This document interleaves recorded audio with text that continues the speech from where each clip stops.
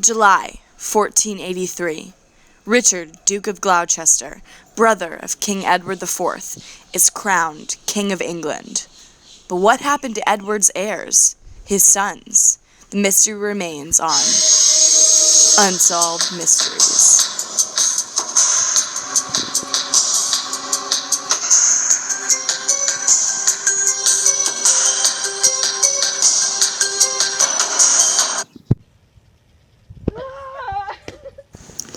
The year was 1455, and Richard, Duke of York, challenged the Lancastrian king, Henry VI, for the English throne.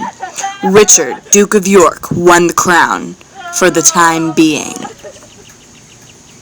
Henry VI was a weak and unsteady king, so when Richard saw his vulnerability, he knew he had a chance to take over the monarchy, due to his connections with Edward III.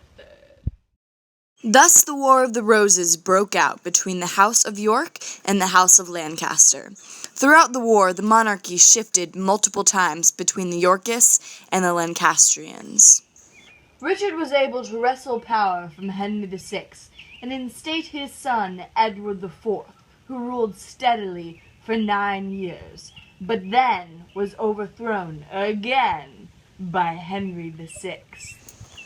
However, Henry VI was not a strong military leader or monarch, so he was quickly put out of office, and Edward ruled until he drank himself to death in April of 1483. Edward VI and Elizabeth Woodville, his wife, had 2 sons, Edward and Richard, who were the rightful heirs to the throne of England. However, Edward, being the oldest of the brothers, was only 9 years old and incapable of ruling England at the time of Edward's death. Although Edward, the oldest son, was the heir to the crown, a regent was required to monitor and assist the young king.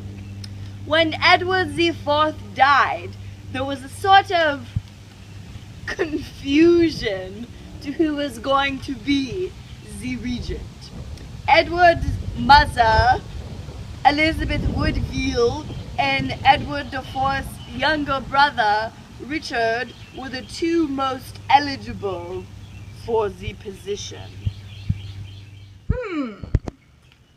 The people of England had little support for the royal family because they tended to isolate the nobles and only give elite power in government. It seemed as though Richard had the majority of support and would be the most successful in the regency. Richard, Duke of Gloucester, was able to gain this support by claiming Edward IV was illegitimate. Richard claimed that since Edward IV was illegitimate, so were his children, and they were not rightful heirs to the throne. Richard proved this by saying Edward IV didn't look anything like his father or any of the other brothers. Richard, Duke of Gloucester, had the support from diplomats like Richard Neville, Earl of Warwick.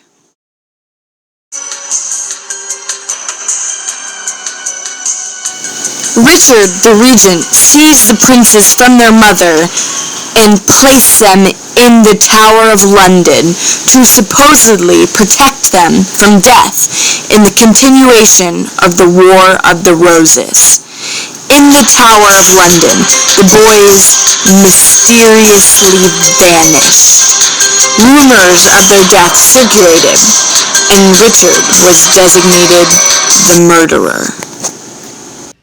The princes' bodies were found under the staircase in 1674. They appeared to be children, and they were found where Richard had supposedly buried them. The bodies were matched through carbon dating and DNA.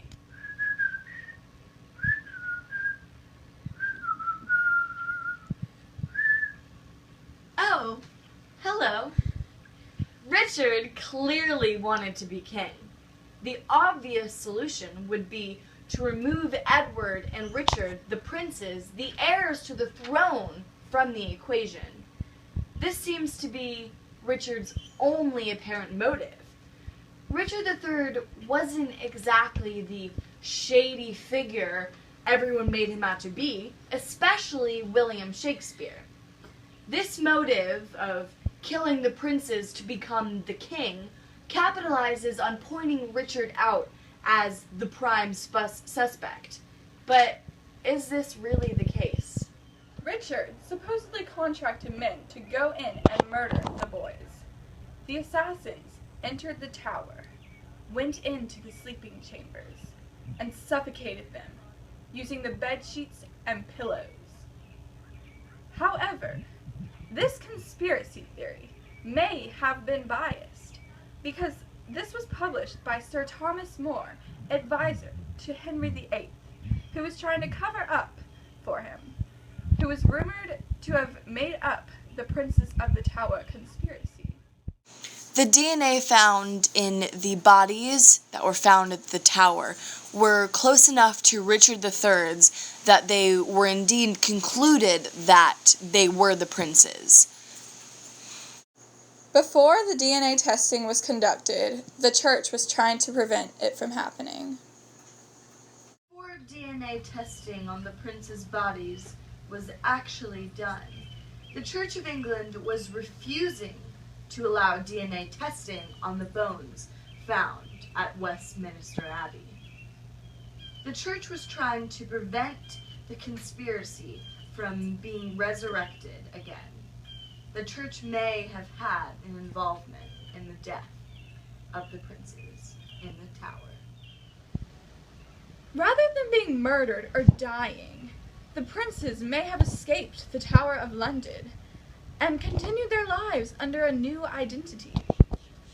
Edward is believed to have lived in London and be named Sir Edward Guildford, and Richard, Dr. John Clement. Although this theory has no more genetic proof than others, the brothers' mother, Elizabeth, remains friends with King Richard, showing that she, even after he stole the regency, does not believe that he could have murdered her sons, and she was in very, very close contact. The only way this theory can be proved true is to be granted access to the identities that they were under their tombs, and compare their DNA with each other and Richard III. The church may have had an involvement in the disappearance of the princes of the tower, but that cannot be proven. Their role was resisting the DNA testing and carbon dating for the bodies found in the tower, that were later almost conclusively matched with the bodies of the princes. This paints the church as being a potential suspect for the mysterious vanishing of the princes of the tower. The boys, Edward and Richard, may have not died at all. Similar figures found in John Clement and Sir Edward Guildford create the reality that the princes escaped and avoided persecution. Richard III is the most likely culprit for the death. He most likely contracted men to go in and assassinate the princes in the Tower of London. History personifies him to be the murderer. The evidence found in the DNA stacks up against him. Richard III, with his hunchback, is England's perfect villain. Richard III was one of England's most hated kings due to the English population's belief that he was involved in the prince's disappearance. His reign ended at the Battle of Bosworth when the monarchy shifted, again, to the Tudor dynasty, when Henry VII killed him, and the War of the Roses finally concluded. Today, historians continue to debate what truly happened in the Tower of London. Richard III goes down in history as one of the most controversial kings of England. The Tower of London is a tourist attraction due to its mysterious presence and reputation of death. Many articles are still written discussing about what really happened. In Shakespeare's days, he made Richard out to be the worst villain. Richard is more popular in his death than he ever was as king. So what's the verdict, Sophie? I don't know, Liz. What's the verdict? Well, we believe Richard III killed the boys, or had someone to do it for him. History is accurate in their assumptions.